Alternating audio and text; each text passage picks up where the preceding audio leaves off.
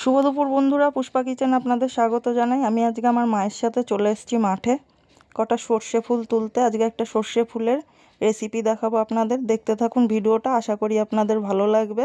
আজকে আমি রান্না করব ডাল, সর্ষে ফুলের বড়া আর আলু পোস্ত। আমি সর্ষে ফুলগুলো তুলে নিয়ে চলে এসেছি, এবার সর্ষে ফুলগুলো পরিষ্কার জলে ভালো করে একটু ধুয়ে নিচ্ছি।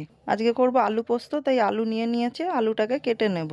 এইদিকে আমি আলু পোস্ত করার জন্য মশলা করে নিচ্ছি। কাঁচা পাকা লঙ্কা, তার সাথে একটু আদা দিয়ে বেটে নিলাম, তার সাথে নিয়ে নিলাম চালমগজ আর পোস্ত। এবার এইটাকে বেটে একদম একটা মিহি পেস্ট বানিয়ে নেব আমি। এই মশলাটা আমার বেটে নেওয়া হয়ে গেছে, এটা আমি উঠিয়ে নিলাম। তারপরে আমি বড়া করার জন্য কটা কাঁচা লঙ্কা একটু শিলে থেতো করে নিলাম, এটা আমি দিয়ে দেবো ফুলের ভিতরে। তারপরে দিয়ে দেবো পরিমাণ মতো লবণ, তারপরে একটু হলুদ, তারপরে কটা কালো জিরে, এবার দিয়ে দিচ্ছি চালের গুঁড়ো। দিয়ে এবার হাত দিয়ে চটকে আমি ফুলকটাকে ভালো করে মেখে নেব। বেসন দিতাম আমি, বেসন দিলে বড়াটা নরম হবে, মচমচে হবে না, তার জন্য আমি চালের গুঁড়ো দিয়ে মেখে নিয়েছি। আমার মাখা হয়ে গেছে, আলু কাটাও হয়ে গেছে, মশলাও বেটে নিয়ে কমপ্লিট করা হয়ে গেছে। আমি ডাল সেদ্ধ করতে দিয়ে দিয়েছি, ডালে পেঁয়াজ, টমেটো, কাঁচা লঙ্কা দিয়ে দিয়ে ডালটা প্রায় সেদ্ধ হয়ে এসেছে। এবার ডালটাকে আমি ভালো করে ঘেটে নেব, হাতা দিয়ে ঘেটে পরিমাণ মতো জল দিয়ে দেব।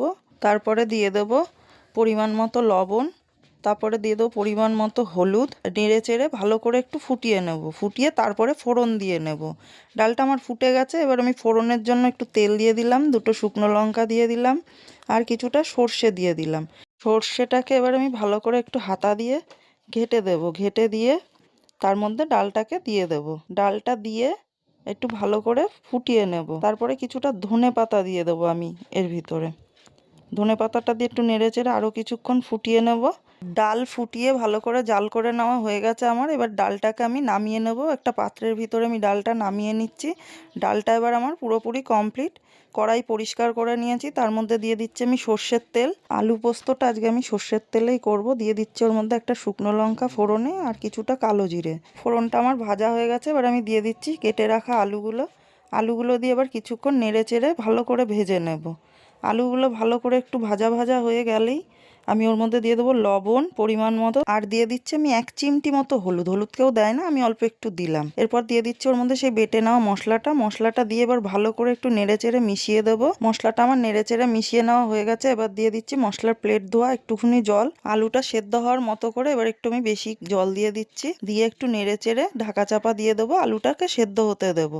ঢাকা চাপা দিয়ে আমার অনেকটা সময় কেটে গেছে, এবার আমি ঢাকাটা খুলে দেখবো আলু কতটা সেদ্ধ হয়েছে। আলুটা পুরোপুরি সেদ্ধ হয়ে গেছে 95% মতন। এখন আমি একটু ভালো করে নাড়াচাড়া করে একটু জলটা টানিয়ে নেব। তারপর আমি দিয়ে দেবো স্বাদের জন্য একটুখানি চিনি, দিয়ে একটু নাড়াচাড়া করে এবার আমি নামিয়ে নেব। নামিয়ে নিলেই এবার আমার রেডি হয়ে যাবে আলু পোস্ত। আলু পোস্ত নামিয়ে কড়াই পরিষ্কার করে নিয়ে চলে এসেছি। কড়াইয়ের মধ্যে দিয়ে দিচ্ছি পরিমাণ মতো সাদা তেল। তেলটা গরম হয়ে গেছে, এবার আমি দিয়ে দিচ্ছি সেই মেখে রাখা সর্ষে ফুলগুলো, বড়াগুলো একে একে এবার আমি তেলের ওপর ছেড়ে দিয়েছি। এবার এপিট ওপিট করে ভালো করে লাল লাল করে কড়া কড়া করে ভেজে তুলে নিলেই রেডি হয়ে যাবে সর্ষে ফুলের বড়া। আমার এই রেসিপির ভিডিওগুলো আপনাদের কেমন লাগছে? যদি ভালো লাগে আমাকে কমেন্টে অবশ্যই জানাবেন, একটি লাইক করে দেবেন, সাবস্ক্রাইব করে আমার চ্যানেলের পাশে থাকবেন। আমার বড়াগুলো লাল লাল করে ভেজে নেওয়া হয়ে গেছে, এবার আমি তুলে নিচ্ছি। বড়াগুলো এবার খাওয়ার জন্য একদম রেডি। দুপুরে গরম গরম ভাতের সাথে ডাল, আলু পোস্ত, সর্ষে ফুলের বড়া দিয়ে আজকের খাবারটি আমি পরিবেশন করলাম। আপনারাও এরম করে একবার করে খেয়ে দেখবেন, খুব স্বাদ হয়।